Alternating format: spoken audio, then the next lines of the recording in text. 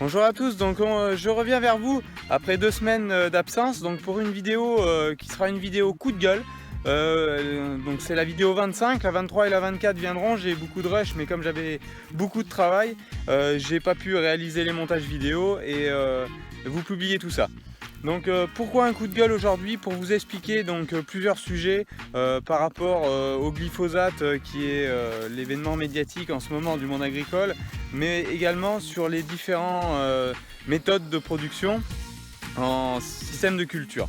Où là je vais vous expliquer un petit peu mon optique, pourquoi je travaille comme ça et faire taire un petit peu toutes les rumeurs et tous les commentaires qui sont des pavés dans la mare et jamais étayés derrière de certaines personnes sur Facebook ou sur YouTube.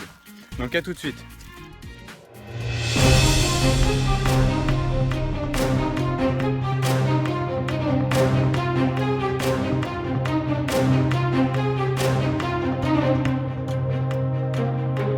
Donc pourquoi cette vidéo? Donc aujourd'hui je voudrais faire cette vidéo pour recadrer les choses clairement une bonne fois pour toutes avec le plus grand nombre.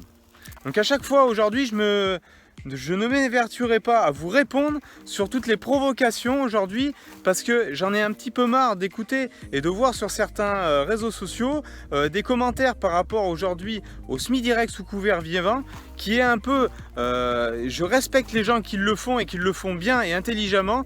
Par contre j'en ai marre des personnes qui le font et qui le prônent comme une religion auquel on devrait adhérer à tout prix parce que c'est la solution et uniquement cette solution qui sauvera le monde agricole. Donc aujourd'hui, il faudrait que ces personnes aient un petit peu la présence d'esprit et l'ouverture d'esprit de penser que d'autres personnes peuvent travailler différemment leur sol, peuvent labourer, peuvent travailler en technique culturelle simplifiée pour telle et telle raison. Donc je vais revenir et recadrer cela. Ça s'adresse principalement à des gens, soit des consultants qui vendent du conseil et uniquement du conseil. Rappelons quand même que sur nos exploitations, on fait pour la plupart ce métier par passion, mais que derrière, il y a quand même un volet économique qu'on doit respecter. On doit quand même gagner notre vie de ce qu'on produit. Donc certains peuvent gagner leur vie en semi-direct sous couvert vivant. Je ne remets pas en question cela, bien au contraire, tant mieux pour eux s'ils sont suffisamment techniques et que ça se passe très bien pour eux. Je sais que ça marche dans certains types de sols, avec un certain climat et de certaines productions sur ce sol. Pour mon cas, ce n'est pas possible. Dire que je suis un ignare et que je ne veux pas essayer, c'est totalement faux. Il y a des essais qui ont été faits déjà sur l'exploitation et jamais ils ont été concluants. Donc, ça s'adresse à ces personnes-là, ça s'adresse également à des agriculteurs ou des doubles actifs des fois qui viennent donner des conseils là-dessus et qui, quand je leur demande de préciser leur contexte, leur assolement, leur type de terre, leur climato, ne veulent pas répondre ou répondent vaguement comme s'ils ne le connaissaient pas. S'ils sont suffisamment techniques, ils doivent quand même connaître dans quel contexte ils exploitent. C'est quand même bizarre de ne pas pouvoir formuler à ces moments des réponses de leur part. C'est étrange. Ou certaines personnes qui sortent de l'école depuis peu et qui vont donner des conseils sur ma façon de travailler. Donc j'ai 28 ans, c'est pas vieux, je suis d'accord, mais j'ai un petit peu d'expérience dans ces types de terres-là. Je suis la 4e génération sur l'exploitation, ça fait 90 ans qu'on cultive ce type de sol. Mon arrière-grand-père, mon grand-père, mon père et puis maintenant moi. Donc si moi j'ai pas le retour, certains essais ont été réalisés par mon père ou mon grand-père. Le retour je l'ai eu par rapport à ceci, ça m'évite de réitérer des essais qui seraient forcément pas concluants et tout. Donc je peux prendre d'autres orientations, mais il faut quand même que ces gens sachent qu'une exploitation, c'est une mécanique lourde à gérer et que le moindre petit levier qu'on bouge ne bouge pas forcément. Il ne faut pas raisonner simplement à l'année, il faut raisonner donc à la rotation et raisonner à plus long terme quand même. Donc c'est pour ça que j'ai pris moi pour mon optique le choix de réduire grandement et aujourd'hui cette année je pense que ça va être l'arrêt complet du labour, sachant que j'ai pas attelé la charrue et que je ne compte pas l'atteler du tout. Ça va être aussi l'année où je vais démocratiser un petit peu plus, où il y aura donc les blés de tournesol et de maïs comme l'année dernière qui seront semés en semi-direct. Donc vous voyez, je m'adapte, j'y vais doucement. J'essaye de faire des choses, mais c'est pas tout réalisable chez tout le monde. Concernant les couverts, je vais en discuter juste 2 mots sur les couverts. Donc mon père avait signé un CTE de début des années 2000 avec des essais de couverts, de repousse de céréales semées ou de raies gras, par exemple pour des betteraves. Et à chaque fois il y a eu, donc les repousses de céréales étaient la moins mauvaise solution, mais n'apportaient aucun plus, si ce n'est une surcharge de travail, parce qu'il fallait semer ces repousses, enfin semer ce blé à l'automne, donc surcharge de travail à l'automne qui n'amenait rien de mieux au printemps. Concernant le rais gras, donc c'était le fait de l'achat de la semence, mais là c'était beaucoup plus dramatique. Donc, déjà sur ces méthodes là on préparait le lit de semence, parce qu'il ne faut pas oublier quand même d'avoir une bonne structure pour implanter les betteraves. Jusqu'à preuve du contraire, elles ne poussent pas dans l'air, elles ne poussent bien que dans terre. Donc il faut avoir une structure propice à son développement. C'est largement plus compliqué à avoir une structure favorable en betterave que pour faire un pivot de colza. Les gens qui ne produisent pas ne peuvent pas être au courant, mais croyez-moi, c'est beaucoup plus compliqué. Donc tous ces essais de couverts étaient dépendants derrière de l'utilisation du glyphosate. Le glyphosate, je reviendrai un petit peu plus loin dans la vidéo par rapport à ça, donc était dépendant du glyphosate. À chaque fois, le développement, par exemple, je vais prendre le cas du rais gras, avait un développement qui était tellement exorbitant en chevelure racinaire qu'on avait encore des boules de terre attenantes qui étaient produites lors de l'arrachage 6 mois plus tard, 6, 7, 8 mois plus tard. Donc c'était quand même pas le but, et dans le monde sucrier aujourd'hui, d'augmenter les tartères pour les ramener à l'usine, c'est pas le but. Donc aujourd'hui on est revenu à ne plus faire de couverts. Moi je ne fais plus de couverts, et avec des tartères qui ont considérablement chuté. Donc couvert, oui d'accord, mais pour quelle raison? Maintien du taux de matière organique sur mon exploitation, pas de couvert d'implanté, des analyses de sol relativement fréquentes et un taux de matière organique qui reste stable. Autre point, captage de l'azote durant l'hiver, d'accord, ok. Donc je réalise également, c'est obligatoire, des reliquats sorties hiver, donc pour estimer la quantité d'azote présente dans mes sols. J'ai des reliquats qui s'élèvent, selon les années, de 50 à 100 unités. Sur des parcelles drainées, où j'ai fait des analyses d'eau en sortie de drainage, pas de nitrate, plus de 100 unités dans le sol. Donc, quel avantage à aller implanter un couvert, si ce n'est amener des contraintes supérieures sur mon système, mais pas de points bénéfiques. Pas pour la betterave du moins. Donc vous allez dire que je suis rébarbatif, mais effectivement la betterave en moyenne c'est quand même une tête d'assolement très bonne pour un blé ensuite, mais également économiquement ma meilleure culture.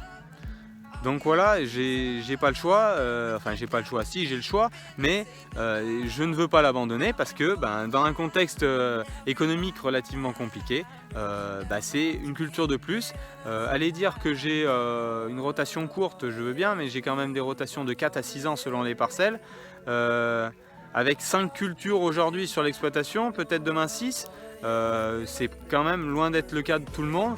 Donc je suis pas une image, je fais ce que je peux avec les moyens que j'ai, mais j'essaye de m'adapter au mieux pour allonger ces rotations, casser le cycle le maximum. Donc sur toutes mes rotations je casse le cycle culture de printemps, culture d'automne, donc pour avoir des herbages plus aisés. Tout ça dans le but d'utiliser moins de produits phytosanitaires, etc. Donc je reviens encore une fois sur le couvert. Le couvert qui va apporter un paillage en surface.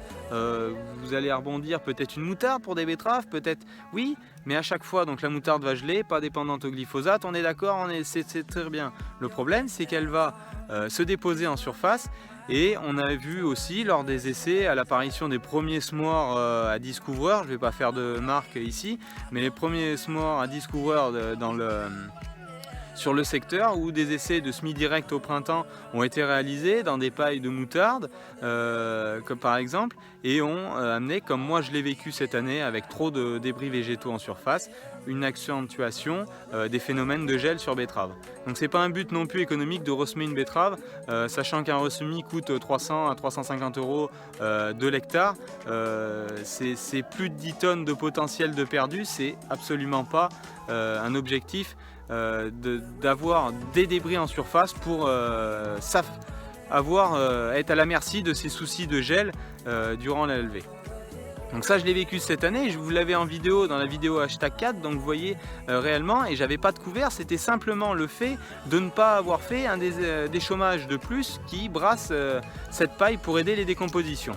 Donc pourquoi aider les décompositions? C'est pas que mon sol est peu actif, c'est que j'ai des sols qui sont avec des pH relativement hauts et avec une activité qui se trouve relativement lente. Je le vois sur mon exploitation entre différents types de sols, entre des pH qui sont de 6,5-7, donc acide à neutre, mais avec des pH qui montent à 8,5, et ben c'est vrai que entre 7 et 8, et ben, il y a une activité qui est beaucoup plus réduite, ça va beaucoup moins vite à se dégrader et il y a beaucoup plus de débris apparents. La preuve en est, c'est qu'avec le semis direct une année sur deux, c'est largement suffisant parce que là je retrouve encore sur les parcelles de semis direct de blé de maïs des débris de maïs de l'année précédent, quoi. Donc voilà. Petit volet sur le glyphosate, je rebondis, Gilles a fait une vidéo là-dessus, Gilles VK a fait une vidéo là-dessus, je vous mets le lien tout de suite. Peut-être d'autres en ont fait, mais celle de Gilles est très bien expliquée. Donc je ne vais pas rentrer plus en détail là-dessus, mais simplement vous dire que moi, dans mon type de façon de travailler, aujourd'hui je dirais il y a trois grandes classes. Il y a la technique labour traditionnelle, il y a la technique de travail cultural simplifié, plus couramment appelé TCS, et puis le SD, le semis direct, quoi. Bon, moi je me place un petit peu aujourd'hui à cheval sur le SD TCS, donc plus avec la dominante TCS, ce dont je vous ai expliqué par rapport aux débris végétaux. Mais quand je vois sur les réseaux sociaux le discours d'un couple ex-INRA sur l'arrêt du labour, chose que j'ai fait sur mon exploitation, donc je suis raccord avec ces choses-là. De là, ne plus travailler le sol dans mon type de structure, je vous l'ai expliqué, c'est compliqué. Il n'y a pas de miracle, il y a eu des essais de fait en direct et peu concluants. On a les tonnages, on a les essais au niveau de la sucrerie, c'est pas concluant, ça peut pas se faire. Sur des cultures, blé, maïs, tournesol, ça passe, je connais des gens qui le font. Le problème de ces argiles, c'est le compactage, ils se compactent naturellement, donc il faut les aider les étés. Les effets de sécheresse nous aide bien, mais des fois il faut accompagner un petit peu le sol pour arranger tout ça. Derrière vous allez encore rebondir sur les couverts avec les radis structurators, je suis d'accord, il y a des couverts qui permettent d'ouvrir, mais n'oubliez pas un autre point, on est encore sur des sols drainés et les radis structurators sont les amis aujourd'hui des draineurs parce qu'ils s'amusent à déboucher des ailettes de drain à cause de ce radis, quoi. Pire que des repousses de colza. Donc vous voyez, il y a toujours une contrainte, il faut faire attention, on ne peut pas tout tourner dans un système ou tout dans un autre. Donc voilà, moi je reviens, donc aujourd'hui j'ai on va dire presque supprimé le labour sur mon assolement, donc je suis raccord avec ces choses-là. De l'autre côté, on critique que je fais trop de déchômage, oui, mais je fais des déchômages pour faire des levées, détruire des adventices, donc moins d'utilisation de produits phyto derrière. Donc il y a un moment, il faudra être cohérent, hein. On ne peut pas avoir le beurre et l'argent du beurre, quoi. Les miracles, ça se passe peut-être à Lourdes, mais pas dans les champs, quoi. Donc il faudra être raccord là-dessus aussi.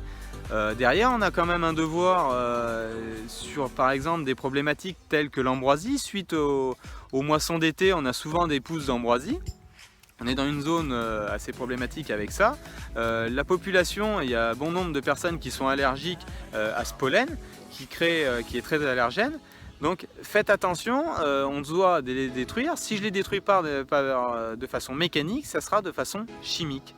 Donc on ne peut pas être bon sur tous les tableaux. On essaye de trouver la moins mauvaise solution, mais à chaque fois, pour mon cas, j'essaye d'avoir une solution la plus soft possible. Donc l'utilisation derrière du glyphosate post-récolte, il m'arrive de l'utiliser pour des problématiques de liseron, quelquefois aussi d'ambroisie, hein, mais je l'utilise le moins possible. Donc par contre, quand on est sur des techniques type semi-direct, sans cette molécule, aujourd'hui, eh ben, on aura des grosses impasses. Et c'est quand même assez problématique que les médias tapent sur ce produit. Donc on a trop l'image derrière de ce produit, de cette firme phyto qui est Monsanto. Mais ce produit est également produit par d'autres firmes qui sont des grandes maisons. Je ne citerai pas de nom, mais c'est des maisons aussi qui produisent des médicaments pour les humains. Donc derrière, vous posez-vous les bonnes questions. Est-ce que vous voulez pas de phyto dans les champs? Ok, mais on arrête aussi les médicaments. Toute la recherche qui a été faite là-dessus. C'est aussi des emplois, c'est beaucoup de choses. Donc il y a un moment, quand j'écoute des discours qu'aujourd'hui on fait une sélection de variétés qui sont de moins en moins, sont des Formule 1 et de plus en plus sensibles à tout, oui effectivement c'est des variétés qui amènent des potentiels. Effectivement on en revient toujours au volet économique, d'avoir plus de production, mais dire qu'elles soient forcément plus sensibles, non. Parce qu'il y a une recherche aussi derrière, je le vois par exemple, vous allez dire que je suis toujours sur ces betteraves, mais en betterave on a des variétés qui sont aujourd'hui plus tolérantes à certaines maladies où on peut avoir moins de traitements, moins de fongicides par rapport à ces maladies. Donc si on a évolué, si on a créé ces produits, c'est par rapport à ça, mais dans le même temps, les semenciers avancent pour essayer de réduire la consommation de ces produits. On fait du mieux que l'on peut, et n'oubliez jamais que les produits, on les achète. Ils ne nous sont pas donnés, on ne les met pas à outrance pour le plaisir. Derrière, on a des réglementations, on a des doses maxi utilisables. Il y a des excès qui ont été réalisés, il y en a peut-être encore, mais la majorité des agriculteurs travaillent du mieux qu'ils peuvent, et du mieux qu'ils peuvent également pour leur porte-monnaie, parce que tous ces produits, toutes ces semences, tous ces engrais qui sont appliqués dans les champs, c'est une très très grosse facture. Vous avez pour la plupart pas conscience du chiffre que ça représente sur une exploitation. Donc voilà un petit peu le tour que je voulais faire, le coup de gueule que je voulais passer par rapport à tout ce que je vois en commentaire, et recaler un petit peu les choses par rapport à ça. Donc cette vidéo sera peut-être vue que 1000 fois, que 2000 fois, je ne sais pas. Si vous adhérez à ce que je vous ai dit, et je pense quand même qu'il faut avoir l'ouverture d'esprit que son voisin peut travailler différemment pour telle et telle raison, mais que la France est quand même un pays qui est très hétérogène, avec beaucoup de productions différentes, un climat qui est aussi différent, hein, qu'on va du nord au sud, de l'est à l'ouest, c'est pas le même climat, c'est pas le même type de sol, et même avec votre voisin de 2 km comme de 10, vous n'avez pas forcément le même climat, vous n'avez pas forcément les mêmes types de sol, ni les mêmes attentes, ni même la même main d'œuvre sur votre exploitation, et donc pas les mêmes critères pour pouvoir travailler d'une façon ou d'une autre. C'est pas pour ça que vous ayez raison, c'est pas pour ça que lui a tort, mais soyez juste un petit peu ouvert d'esprit et acceptez que votre voisin peut travailler différemment pour telle et telle raison, et qu'il a ses résultats, que vous avez vos résultats, et c'est pas parce que vous avez de mauvais résultats qu'il faut changer considérablement votre façon de travailler. Il faut peut-être remettre en question certains points, mais prenez pas de gros braquets sur vos exploitations, c'est des fois très dommageable. Ou sinon, entourez-vous de toutes les précautions nécessaires pour le faire, parce que c'est souvent comme ça qu'il y a eu des cas d'échec à vouloir passer d'un système à un autre, tout balayer d'un coup.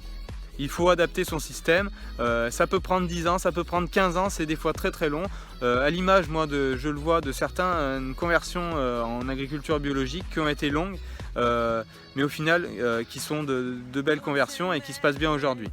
Donc je ne suis pas 100% pour le bio, faut pas qu'on y soit tous parce que ça tuera la filière, et c'est vrai pour beaucoup de choses aujourd'hui en France. Ayez l'œil un petit peu moins critique, faites attention, très très attention à ce que les médias peuvent discuter sur notre profession, parce qu'ils sont souvent très détracteurs, ne connaissent peut-être pas forcément, mais ne veulent pas avoir derrière, moi je l'ai vécu sur des journaux où ils veulent pas qu'on ait un droit de relecture, mais c'est pas pour faire leur boulot, mais c'est simplement pour éviter que des mauvaises informations soient colportées avec les réseaux sociaux, avec internet, tout aujourd'hui, tout va très très vite, et de mauvaises informations vont aussi très très vite. Donc on est peut-être nous les premiers à être à avoir de la fausse information sur des domaines que l'on ne connaît pas, où on est peut-être idiot là-dessus, de croire ce que les médias nous disent, mais je le vois sur le monde agricole, c'est qu'il y a de très très mauvaises informations qui sont données, et le grand public le croit, parce que ça se passe forcément à des heures de grande écoute, donc c'est très dommageable pour la profession quand même. Donc voilà un petit peu ce que j'avais à vous dire. Donc désolé pour les 2 vidéos, les 2 semaines sans vidéo. J'ai des rushs vidéo, je vous ferai un petit peu la synthèse de tout ça. Ça discutera de forages qui sont aujourd'hui presque terminés, avec des déceptions sur les débits, mais je vous expliquerai tout ça. Je vais essayer de reprendre le timing des vidéos tous les dimanches, je vous promets rien. C'est vrai que j'ai une période qui est la période d'automne, c'est une période très chargée pour moi. J'essayerai de faire au mieux pour revenir vers vous le plus tôt possible. Allez, à bientôt, bye bye.